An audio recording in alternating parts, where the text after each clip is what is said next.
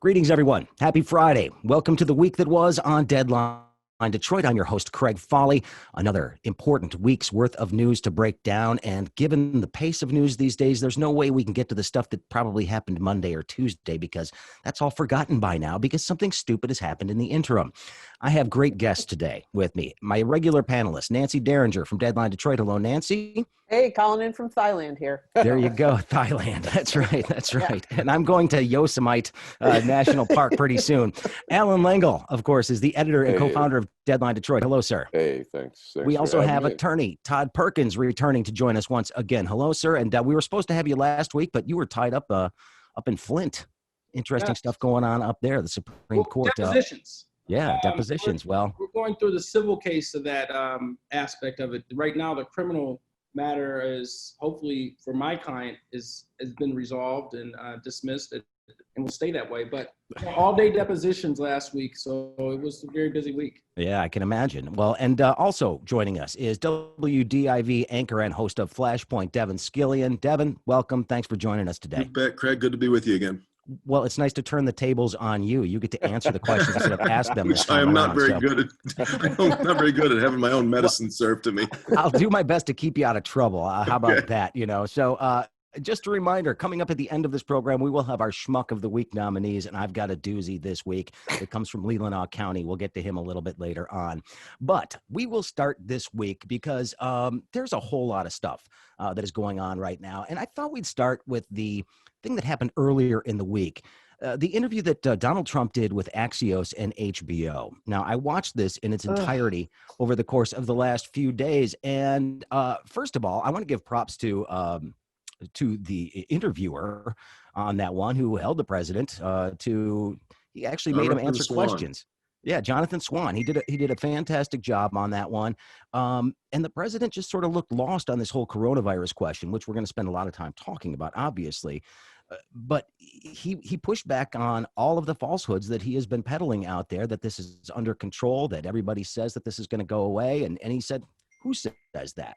What book? What book are you looking at that says these things are happening? And the president didn't have an answer. He had some maps that he tried to, and some figures that he tried to push on him that didn't make any sense. I don't think this was good for the president to do these long form interviews. I just want to get everybody's take on what they witnessed there. And why don't we start with Todd on this one? The president's looking out of his element right now, especially on this coronavirus issue, and he cannot get people to turn the channel to some other issue right now. Well, if I may, he started this, and I hate to be tit for tat, but he started this back in March and April when he thought he was using that as a platform for his re-election thing, and he was doing the daily summaries and daily briefings.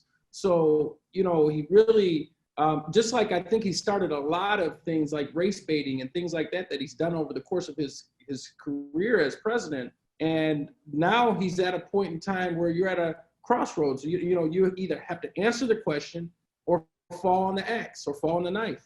He's too cowardly to fall on the knife, because if he fell on the knife, he'd at least get the respect of some of the people that recognize that this is something new, is something that, the world is dealing with. I mean, there's really no answer to it. I think that I always tell people when I have clients who ask me about certain things about their businesses, I said, listen to the scientists. Don't listen to the politicians. Don't listen to the leaders or the purported leaders, because any true leader will defer to the science. I saw a portion of that, but it just seemed like more of the same, other than the fact that you finally had someone, unless he was just going to have to get up and leave, he was going to have to answer those questions, and he couldn't. Did it take Chris Wallace to sort of break the ice on that one? Because Chris Wallace destroyed him in an interview a couple of weeks ago, and now we have this one from Swan. Devin, you're somebody that does a lot of interviews like this. What did you think about one, Swan's performance? I thought he was excellent, but two, the president, how he handled it. I thought Swan was terrific, and there was especially one moment that I thought, why don't more people approach it this way? The president loves to say, people are saying, a lot of people say. And in that one, he said, a lot of people say we shouldn't be doing more testing. And Swan said, who is saying that? And I wish more people, I want to know who these people are that he that he references. But Craig, I have to say, I also don't, to be honest with you, I don't think it matters. When I was listening to, I watched the interview too, just like you did, and then saw many excerpts being played over. But the next day, I had Rush Limbaugh on in the car, and Rush was talking about the unbelievably great interview that Trump had done that morning on Fox and Friends. And he was on for almost an hour, and Joe Biden just couldn't possibly handle that hour of questioning. He was so sharp, completely ignoring the interview that Swan had did or had done. And I just think that that's kind of where we are. You go find, it was a really, Seth Meyers the other night said, Donald Trump going on Fox News is kind of the equivalent of somebody playing with a puppy. Who's a good boy? There's a good boy. And that's kind of how that looked, especially to hear Rush Limbaugh saying that after this. Really, to anybody who's been following this, was kind of especially with relation to the COVID virus, a disaster with Swan, but triumphant on Fox and Friends. Well, I mean, Devin brings up Joe Biden, though. He didn't exactly have a great week himself. He's made a couple of gaffes in the last few days, one asking, whether or not he should be drug tested for cocaine. And then, of course, yesterday saying that Latinos are diverse where black people are not. And that was just like a couple of mistakes that he made. They pale in comparison over the grand scheme of things to the 20,000 falsehoods we've seen over the course of this presidency. But it does seem to give some fodder, Nancy, to the people that want to suggest that Joe Biden is past his prime. No, before we talk about Biden, I want to talk about one more thing in the Swan interview, and that was the glimpse that we got of the president's briefing materials, which contained a bar chart that looks like it was drawn on a Fisher-Price computer. I mean, it was just like my first, my first Excel spreadsheet. And it had those bars that were like this big, and they were all in primary colors and everything. And I mean, we need to mock more, and but you're right. I mean, I don't know if it was Chris Wallace or the fact that Donald Trump hasn't sat for many, quote, hostile interviews. I mean, he generally likes to get his ass kissed by Fox and Friends. But, what Swan did was exactly right. What Chris Wallace did was exactly right. And it's time for even Fox and Friends, if they want to emerge from this disastrous era with any kind of credibility at all. Of course, they don't have a lot to begin with. They have to start pointing out that the sky is blue and the emperor has no clothes and he sits in a chair like he's sitting on a toilet, as somebody said on Twitter. Let me say though, Nancy, too, I want and expect Chris Wallace and Jonathan Swan to be exactly that way with Joe Biden as well. Of course. We are all best served by really, really tough, challenging questions, no matter where you sit on the political I think that goes without saying, but yes, they have to be that hard on him too. I think, it's interesting watch. Yeah, go ahead. Right. Well, let's go Alan, then Todd. It's interesting watching Joe Biden because sometimes you sort of hold your breath and hope he can make it through whatever thing is going on. I mean, it's clear he's one step slower than he used to be. But I mean, during the debates, he didn't kill it during the debates, but he held in there, and I think he can handle some sharp questioning. But he overreacts sometimes. You've seen him like in crowds where he'll sort of push a guy and say, "Hey, I don't need your vote if you're gonna," he kind of acts a little bit like a jerk sometimes. But I was going to say, it's interesting with Trump. I mean, there's a guy who can't be trusted to tell. I mean, his lawyers were so worried during the Mueller investigation about him doing an interview with the Mueller people because there was no way he wasn't going to perjure himself. He's incapable of really going very long without fabricating something. So that's my 2 cents. All right, Todd, you were saying. I just had to just say what Devin said is absolutely correct. It doesn't really matter, because it reminds me of that statement. And I say this, I've said it on the show before. It's just what Trump said when he was running for election. He's like, I could shoot someone in the head in the middle of Fifth Avenue, and I won't lose one vote. And it's true, but we thought he was kidding. No, I did too, but shortly thereafter, when I went to bed at 8:00 on the election night, I didn't think he was getting in. Yeah. All right. Well, I want to just change gears here for just a little bit, because this also has something to do with the president that I thought was pretty irresponsible the other day. We had that horrific explosion in Beirut the other day. And Devin, you know as well as anybody what ammonium nitrate is capable of doing. I mean, Oklahoma City obviously comes to mind. But the president came out on television and said, well, some people are telling me it was an attack, which Many people are saying. Yeah, this. and some of my generals are saying it was an attack, which is really irresponsible, because, I mean, that just ramps up the whole foreign policy world in a way and gets the world on edge about potentially another hotspot in the Middle East, which we do not need. I mean, Lebanon's doing a good enough job screwing itself up right now. But this explosion was massive. The president goes out and say that. And here's the thing that really irked me the other day. Christiane Amanpour's got a show on PBS World, Amanpour and Company, and she was interviewing a guy named Steve Cortez, who's one of Trump's 2020 spokespeople, and he came on there, and she said, was it responsible for the president to say this might be an attack when it looks like everybody else is saying it's an accident? He said, no, this is the thing, the guts and the nerve for him to say, this is just the president showing off his ultra transparency. What does that even mean? I don't understand that. Well, he's just putting all the options out there, so we're all in the know. So we all know what's going on. And I'm sorry, when you're talking about potential terrorism, you don't want everybody in the know. No. You need to figure out what's going on before you actually start pointing fingers. See if anybody actually takes responsibility for something like this, which they have not. It looks like it was just a horrific accident. I mean, to see that video, Devin, I mean, that had to be somewhat scarring for you, given what you went through in Oklahoma City. Well, I was staggered when I realized that it was 2,700 tons of ammonium nitrate. The Oklahoma City bombing that I lived through and covered was 2 tons. Wow. 2 versus 2,700. And the problem with framing this as something that it's not is that we get away from what it is.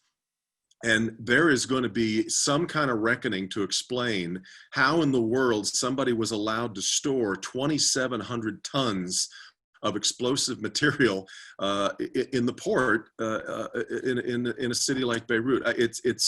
Don't allow anybody to go running behind some other theory on what happened.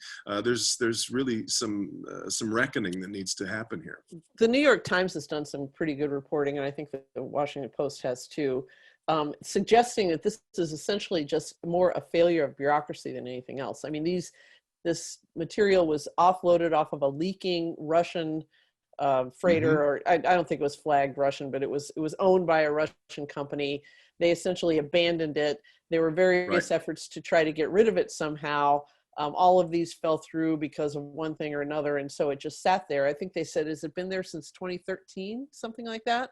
I mean, the idea of that much ammonium nitrate, staying in one place, particularly in a hot climate. Now, I'm not a chemist. I don't know what it takes to detonate this stuff, but the idea that it was just allowed to sit there, I think says more about the way the government / power class in Beirut and Lebanon in general operates than anything else. And I think this is just I think going to further destabilize what is already a dangerous situation there, and obviously we'll be keeping track of that. I'll likely get Saeed Khan on here in a couple of days just to sort of break it down as to what's going to handle. Hey, he knows more about this stuff than anybody. He does. He's a great guy. All right. Let me also note, though, Craig, the casualties are going to be much higher than what's been reported so far. Oh yeah. I mean, we keep saying when they were saying 30 people killed, 2,700 tons, and there were 168 people killed in Oklahoma City. Come on. Yeah, no, it's well. There, how many days has that been? It was Tuesday, and today's Friday, and they're still digging. Oh, there's a ton of rubble. They're gonna have to dig out all the rubble. Hundreds I mean, missing. it took weeks to find all the 9/11. All right. Well, let's move on here because I do want to get to some pandemic stuff. And let's start talking about something that a lot of people are noticing today. They're getting their direct deposit for their unemployment, and it's only $300 as opposed to the potentially $900 they were getting before. Congress cannot agree on a stimulus package, unemployment benefits. They don't know what to do at this point in time. The president now suggesting that he may act on his own to at least restore some of it. But the talks have broken down. And as I said last week, again, this is an example of the fact that the Republicans cannot govern in any effective manner because of the split that they have within their ranks at this point in time. Local governments are going to crash. Individuals are going to crash. benefits are expiring for people. This has the potential to spiral out of control very, very quickly if Congress doesn't get its act together and put something together. What's everybody's level of faith that they might actually come to an agreement? I think if Trump steps in, I mean, he's going to be seen as a hero to some people. They're going to be like, yeah, he took care of us. I think he's sort of savoring this opportunity to do that. So I don't know. They're going to have to come to something. Well, they have to, because like I said, the action they took earlier has prevented a lot of bad things from happening to a lot of people. But things like, eviction moratoriums are coming off the table. Unemployment benefits, again, SNAP benefits for a lot of people. These are all going to go away. Right. And as the paycheck protection stuff fades away as well, a lot of these layoffs are going to be permanent. I don't think we've figured out how big an economic toll this could take. This fall could get very, very ugly very, very quickly if something isn't done in the next week or two. This is a rolling disaster. I mean, we can see it's like a dust cloud that's kind of, coming across the plains. And you're absolutely right. I mean, a lot of these layoffs are going to be permanent. We're already starting to see small businesses closing. They say they just can't do it anymore. And you're right. It's going to be very bad, but we have a president who only knows how to govern by executive order.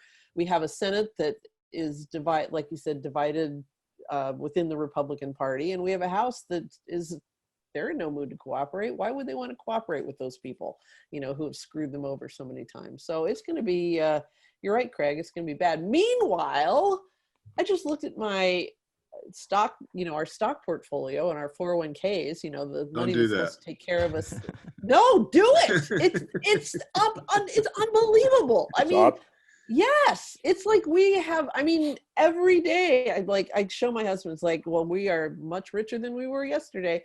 And, of course it's all paper gains and it's not like real money. That's why I mean, don't look at it. Yeah, exactly. I mean, probably you want to just forget what it is, but I mean, because there's no other place to put your money. I think a lot of people are putting it in the stock market.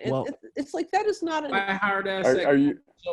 Go ahead, Todd. What? No, I said buy hard asset gold and silver. Oh.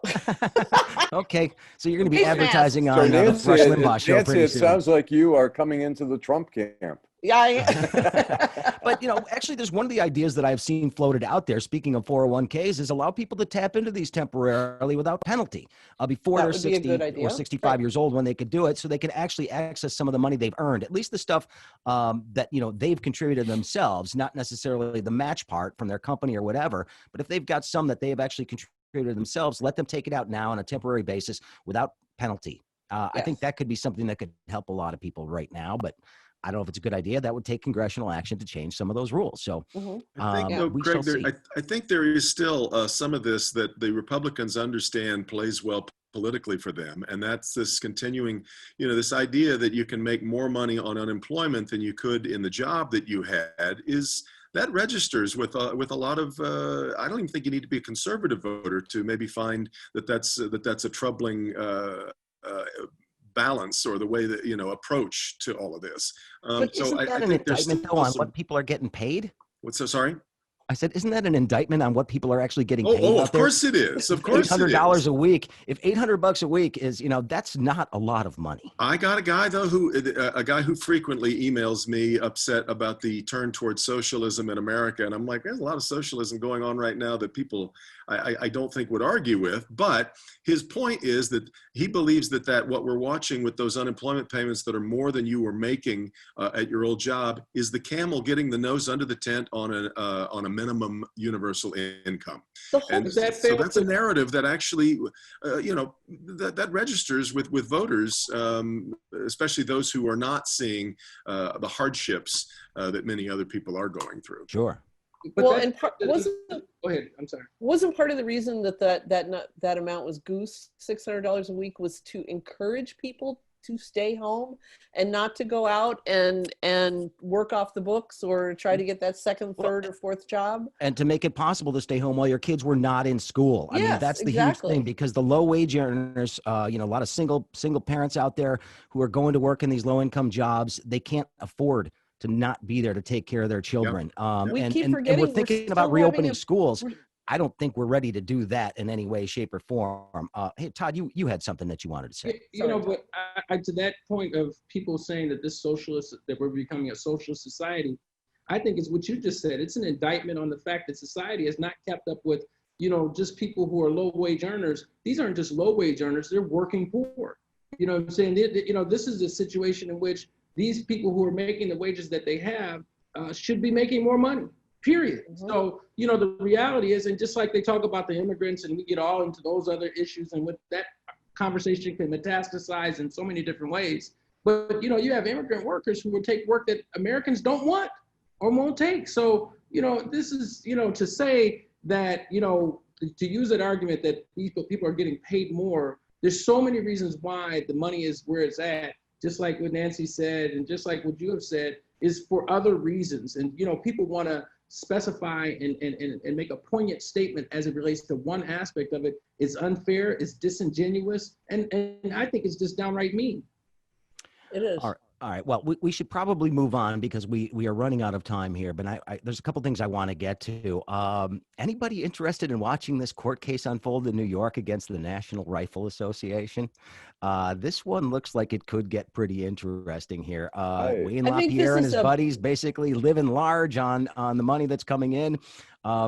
It's a big fight to pick, though. It's a bad time to pick it too, because in the fall before an election year, this is an absolute trigger for they're gonna take our guns away, and this kind of thing. And no, we just want to take away Wayne LaPierre's expense account.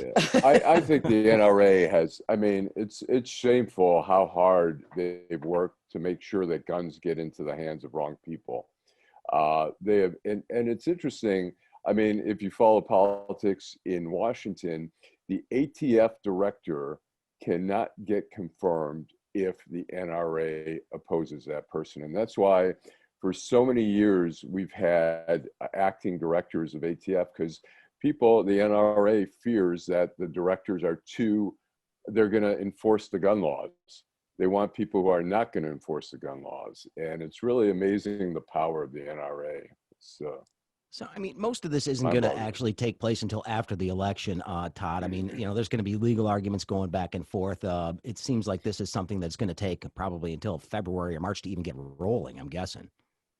Yeah. The problem with a lot of these things is that, some people want to weaponize different issues that are ongoing for purposes of the election. And it really won't, you could do and maybe market the case depending on which side you're on, because the outcome won't be decided for quite some time. Not only that, look at me, I'm in a suit right now because I was on a Zoom hearing for a hearing that we were really not having any contested hearings or evidentiary hearings where there's actual testimony. It's very few. So we're limited in what we can do. Other than pronounce the fact that there is a beef between the Attorney General and the NRA, it's really not much that's going to go on.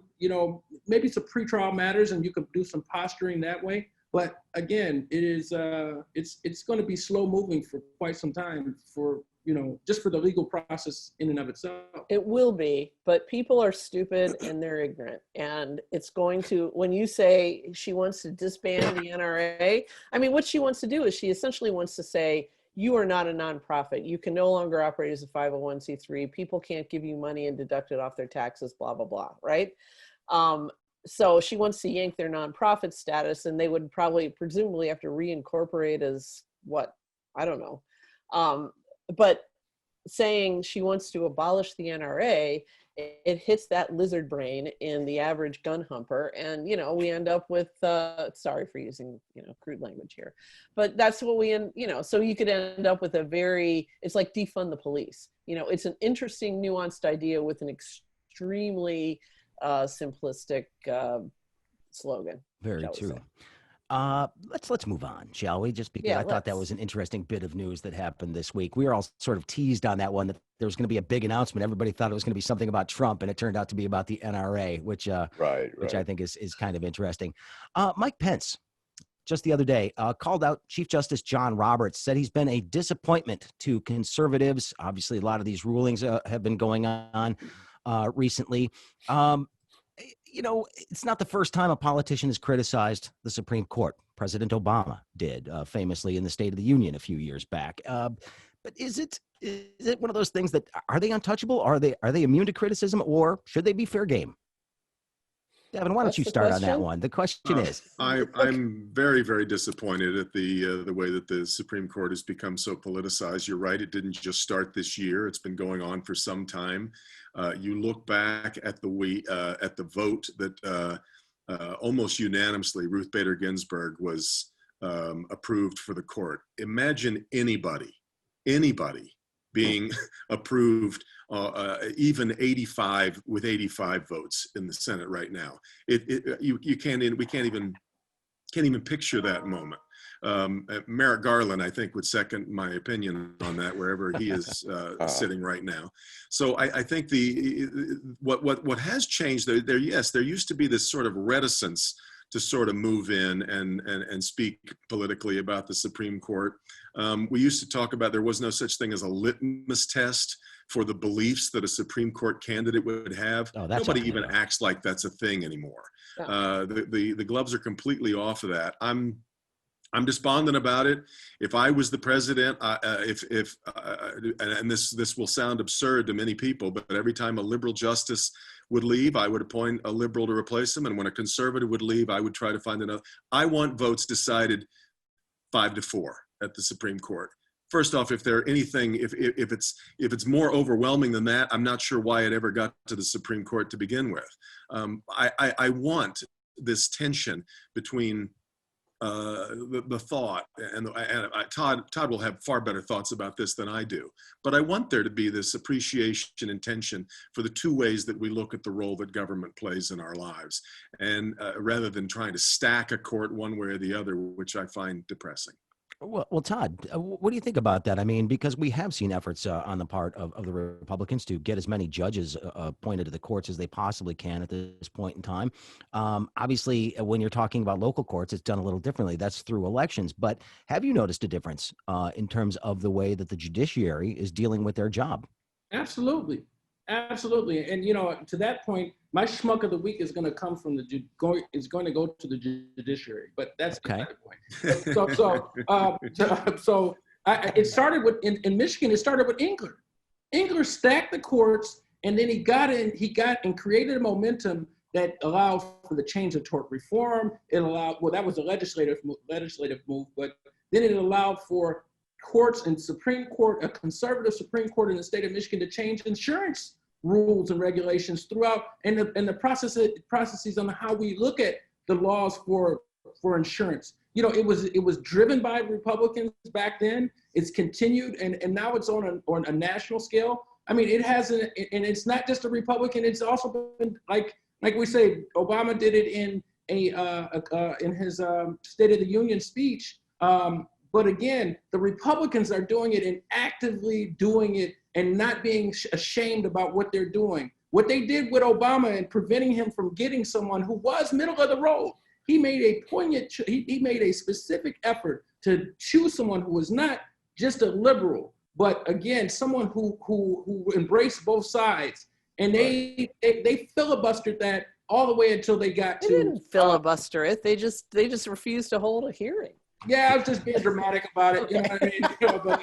That sounds like a big word to use, but but it's just ridiculous. I mean, and now there's some evil people out there who just waiting for Ruth Bader Ginsburg to die. Just waiting. Don't forget. I mean, FDR famously tried to pack the court and change the Supreme Court rules to get what they wanted. Both sides crap. All right. No, it's not both sides. It's not both sides. I'm just saying it goes way back. This is not a new concept. But I mean, I think.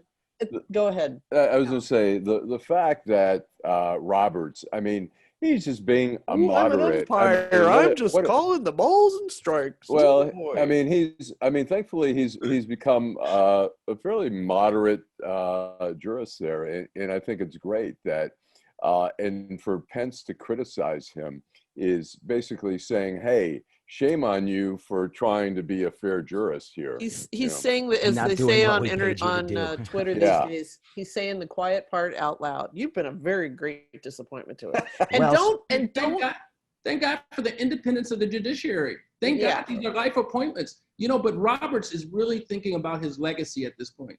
He is thinking about, you remember what Warren was a very conservative guy, but he began to think about his legacy. And now he reigns as one of the greatest chief justices of our Supreme Court in the history. So, I think that's where Roberts is. He stands at a pivotal point. The decisions that he's going to make and has been making and will make over the next 5 to 10 years will impact this country for the next 100.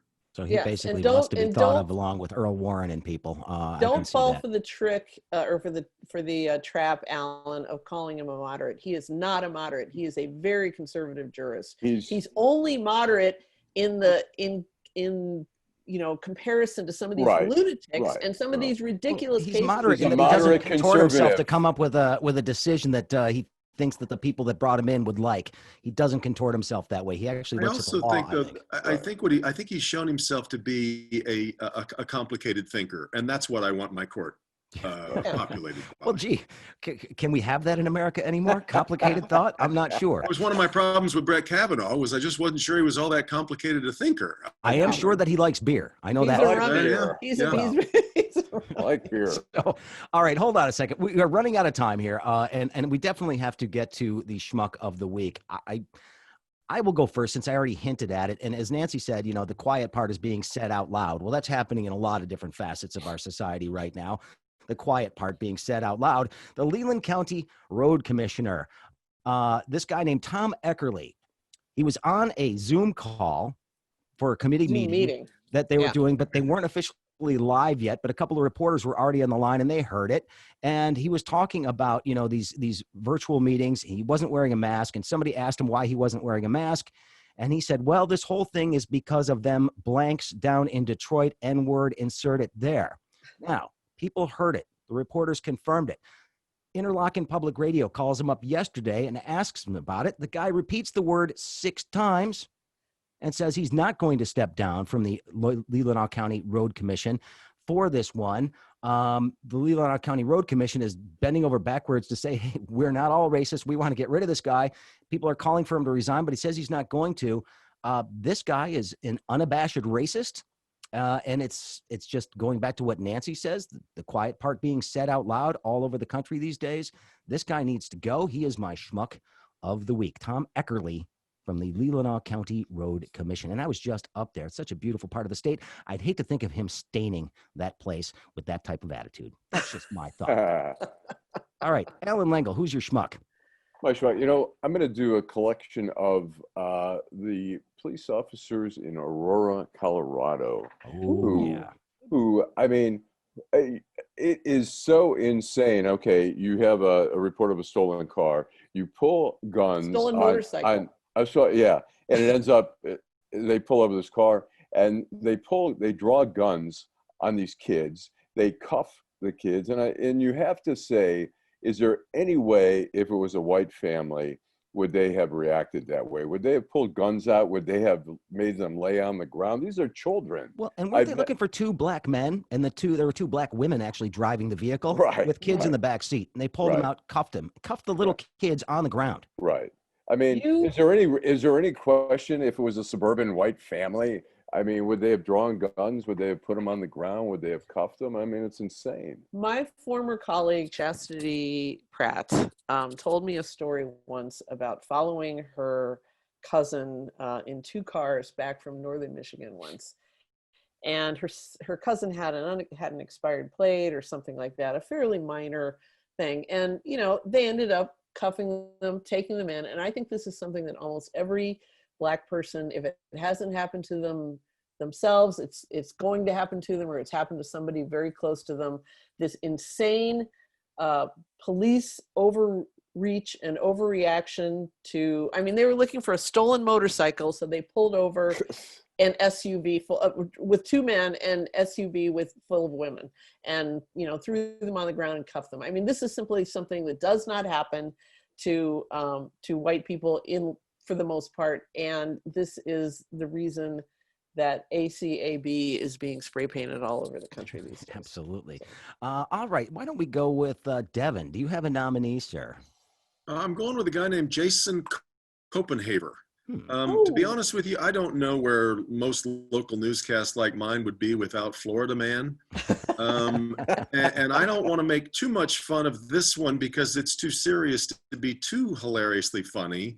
But Jason Copenhaver is this guy who's been charged with walking up to a child in a restaurant and telling that child to take off his mask.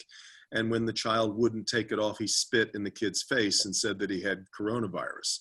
Now, he was classic Florida Man in that they believe he was drunk and he was in the restaurant not wearing shoes. Shocked. Yes. But I am just still overwhelmed by I get emails almost every day or messages on social media at the fact that people just find this mask to be a bridge too far. There you go. Thank you, Craig. I am just blown away I don't know what these people would have done in World War II when they would have been asked to ration sugar or gasoline or electricity. In the Hippocratic sort of theory, you do no harm. A mask does no harm, even though some people have suggested that it does. And I just want to nail my head to my desk every time I get one of those emails. That was Louis Gohmert last week. This has gotten out of hand. It's just beyond ridiculous. These fist fights that we're watching breaking out and violence over because you've been asked to wear a mask. Well, and like I said, we're not opening any schools unless these kids actually start wearing the damn masks. And we've seen already the first day of school, one school, I think it was in Florida, actually had to shut down on day one because of a COVID surge at the school because the kids weren't wearing masks and weren't socially distancing. That's a good nominee, Devin. I like that one. All right, Todd Perkins, who do you got as a schmuck this week? Presiding Judge Mary Ellen Brennan, who locked up the young lady. Sounds very, very personal. Oh, she was mine a couple weeks ago. Personal to the law. I mean, she locked up this young African-American lady, juvenile, for not doing her homework. I understand it's late. Uh-oh. He's packing out. The sheer, I can't even describe it in words, but here's what happens. Thank God for the Court of Appeals. I think that the lawyers allowed this to happen, work itself out, thinking that the judge would reconsider. But then the judge would not reconsider. She doubled down. Her husband's gotten involved, Edward Lennon, who's talking about his judges. I mean, it's unfortunate she doesn't have anybody running against her this time because that's the way they do in Oakland County. But I am going to be the one to change that. You know what I'm saying? That's going to change. I think everybody should be held to task. But the Court of Appeals ruled that she immediately would be released. Now they have briefing, but it says something by their immediate effect of overturning her order without a hearing and have done that. So, to put a young lady in jail, I understand people are going to school remotely. You're going to put her in a situation that she could be safer in her home, that she, and I understand the history, but again, the arrogance, the absolute mother knows best in this particular situation, it rings true that she needs to be the smucker. Okay. All right. Nancy Derringer, it is your turn, ma'am. Okay. I was going to go with the easy one. Did I just lose everybody here? The slow pitch off the. Okay. I was going to go with the slow pitch over the plate of Wayne LaPierre, but I'm going to drop a little knowledge on you and take you all back to the last permanent residence of the Derringer family, which was Fort Wayne, Indiana, where a very conservative city council member who only in July showed up for a meeting in a gas mask because he's so funny and he's so woke and I'm going to do this thing because the governor wants us all to wear masks. I'm going to wear this gas mask. Yes, last night posted on his Facebook, please pray for me and my family. We have tested positive for COVID-19.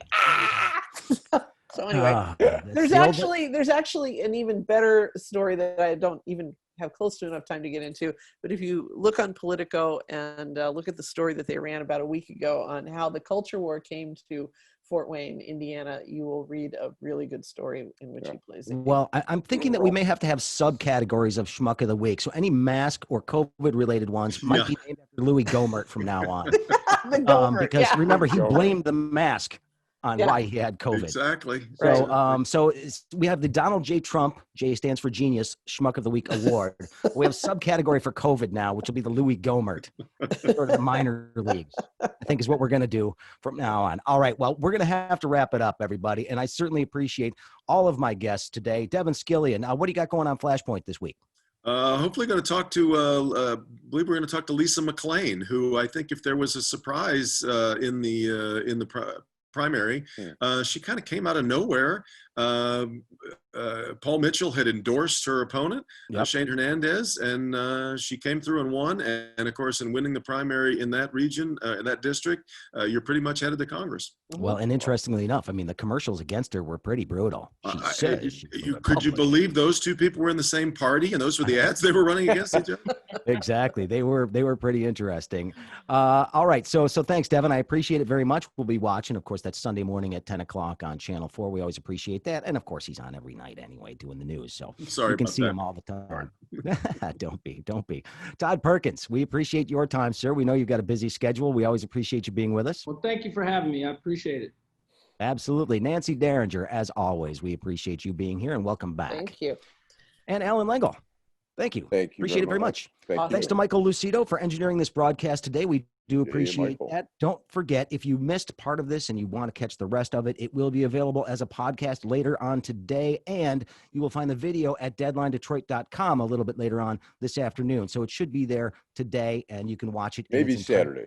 All its glory. What's that? We have it on Facebook. I think we'll have it on the page tomorrow. Okay. Well, either way, go to deadlinedetroit.com anyway for all your news needs. There's always lots of great coverage there. And hey, think about a membership at Deadline Detroit. The Freep and the News are starting to charge you now too. So hey, you can volunteer to give a little money to Deadline to keep this operation afloat. We appreciate it very much. All right. Thanks, everybody. Have a great weekend. And Alan? Thanks. Stay home safely. My name's ML Elric. I'm an investigative reporter and a connoisseur of fine yogurts. I know a little bit about Detroit, I know a little bit about deadlines, and I'm asking you to become a member of DeadlineDetroit.com. Like me, I'm not asking you to do anything I wouldn't do.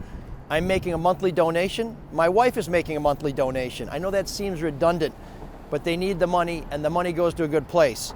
Getting the story out, getting the truth out. Because if we don't support local journalism, there's some people a couple blocks away from here who are going to get away with a whole bunch of stuff that's going to cost you a whole lot more than just a few bucks out of your pocket every month. Go to DeadlineDetroit.com, become a member. You'll see it's really easy at the top of the website. Give early, give often, give generously. Just give a damn. That's the best way I know how.